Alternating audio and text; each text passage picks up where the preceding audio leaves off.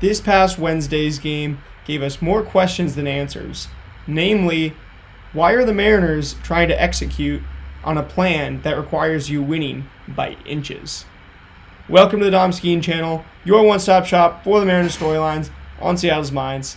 And in this one, the Mariners lost 3-2 to the Orioles, losing the series and allowing the Orioles to go on to sweep it the next day.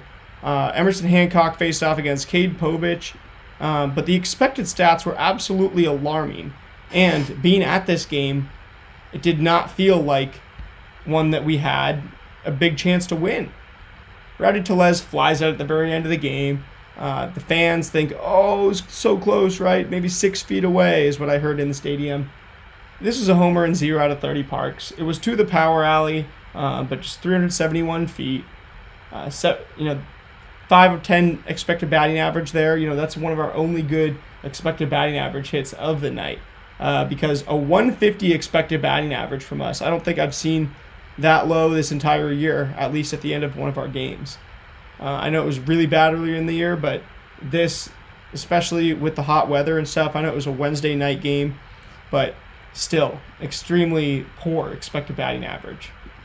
We have seen the team make some moves, as Leody Taveras, who did pinch hit in this one, was DFA'd by the organization earlier today.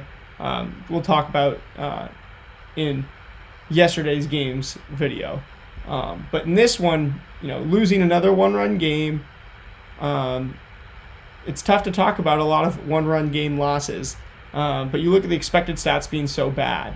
Emerson Hancock pitched a pretty good game. 6 strikeouts, walked 2 guys, but was so close to a quality start. 5.2 innings pitched, 1 earned run allowed. I remember this is one of those times where you really just feel defeated for the pitcher that they're not going to get a quality starter to win.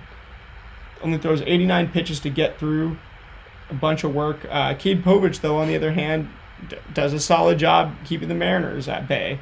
5 strikeouts, 1 walk, 5.1 innings pitched, 4 hits, 2 earned runs on 86 pitches. Emerson Hancock only hit hard 5 times by the Orioles lineup, but Cade Povich only hit hard 6 times by the Mariners. So, although Hancock, I'd say, outperformed Povich by in the margins, and if you watch, he outperformed him on the eye test by quite a bit. Who has been a pretty hot pitching prospect in the last year, and yet even though Hancock outperforms him, that margin wasn't enough to overcome nearly 91 points of expected batting average. As the Orioles 241 expected batting average, wins the game for them. Funny thing is, we out hit them 5-4. And I know I always look at these stats. I don't want to be a guy who's just reading the box scores. But all of this shows up if you watch this game. Everybody felt like it was a game of inches. It really just wasn't a game of inches where everybody thought it was on Rowdy Tellez, quite possibly hit in the very end. 510 expected batting average on that. But he hit one that stayed up there in the power alley. You expect your outfielders to get under that. That wasn't, a contact swing. That was an all-or-nothing swing, and it was nothing at the end of the day. So I'm not here to give us so much credit for a warning track flyout that, obviously could have been a walk-off homer. Just not going to do that. Cade Povich, 8 swinging strikes on 86 pitches here, 4 on 38 four-seamers, 3 on 24 curveballs, 1 on 10 sliders, none on 8 sinkers, 5 changeups, and a sweeper. Cade Povich didn't limit us on contact that hard, 89.1 average exit velocity against.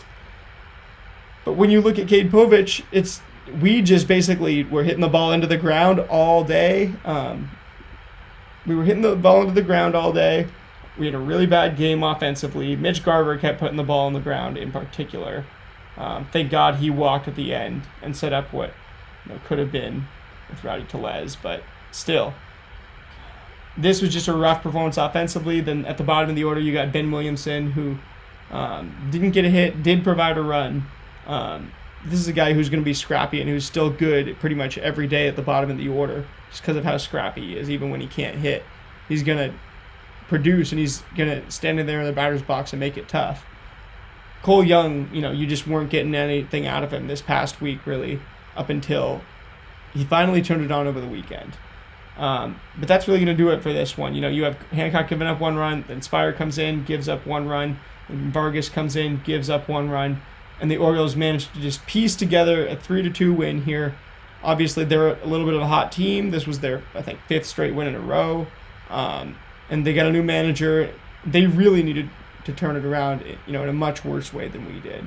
But now we sit here after this game, losing the series and then going on to get swept the next day, which I will talk to you about here in a little bit. Go Ems.